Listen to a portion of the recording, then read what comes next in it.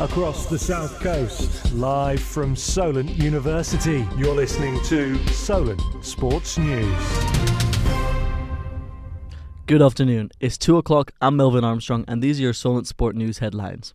England kept their World Cup qualifying clean sheet streak alive after beating Serbia last night. Phil Foden made his first appearance since March, and whilst playing in the false nine role, he assisted Eberechi Eze for England's second goal as they won 2-0. Along with this, Jordan Pickford extended his clean sheet streak to 10. Thomas Tuchel spoke about what the Man City man had to offer following last night's game.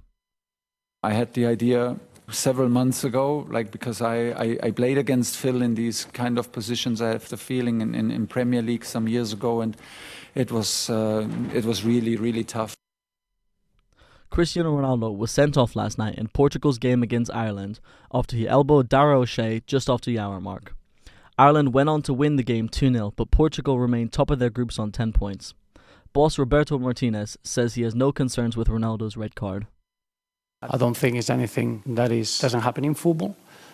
He's won many games for us. He's a reference for us, and now we need to make sure we win the next game for him. The National League is continuing the 3-Up campaign this weekend and is launching its most eye-catching statement yet. The campaign is a protest aiming to have a third place made available for promotion to the Football League. Eastleigh and every other team will kick off at 3:03 p.m. on Saturday as they head to league leaders Carlisle United. Ex-heavyweight world champion Joseph Parker has failed a drug test for cocaine. The Australian failed a drug test on the day of his fight against Fabio Wardley. Any ban for the 33-year-old would be handing to him by the British Board of Control and UK Anti-Doping.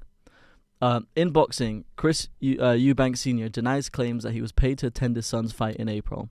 Chris Eubank Jr. and Conor Benn will meet for a second time at the Tottenham Hotspur Stadium this weekend.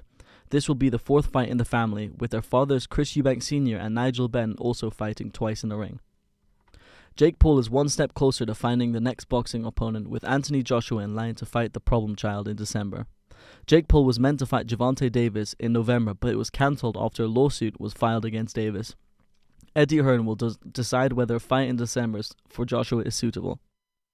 We've talked. I mean, if we're going to have a run out, I'd much rather have a run out with Jake Paul and just end that train.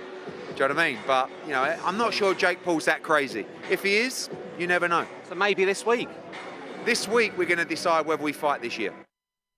Staying in combat sports, two legacy-defining fights headline UFC 322. In the main event, Islam Makhachev faces Jack Della Maddalena for the welterweight title, becoming the 11th double champ in UFC history if he wins. The co-main event is the women's flyweight title, bout with Valentina Shevchenko defending her belt against Wali Zhang. In darts, the Glam Slam tournament is well underway. Ricky Evans faces Gerwin Price, while Luke Humphries takes on Michael Smith tonight. Tomorrow, Luke Littler faces Josh Rock and Lucas Wenig takes on Danny Noppert. The final of the Grand Slam is set to happen on Sunday. F1 teams extend their commitment back to the F1 Academy. It is their all-female championship that announced back in November 2022, with the inaugural season happening in 2023. Chris Mott believes the F1 Academy is important for the future of the sport. So Formula 1 Academy isn't necessarily about finding a driver to get to Formula 1 now. It's all about the future.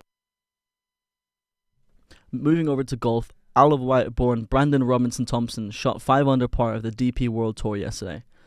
Today's round, however, has not gone well for him.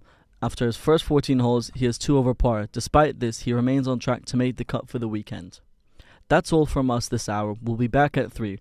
Remember, you can keep up to date 24 hours a day on our website, which is solentsportsnews.com.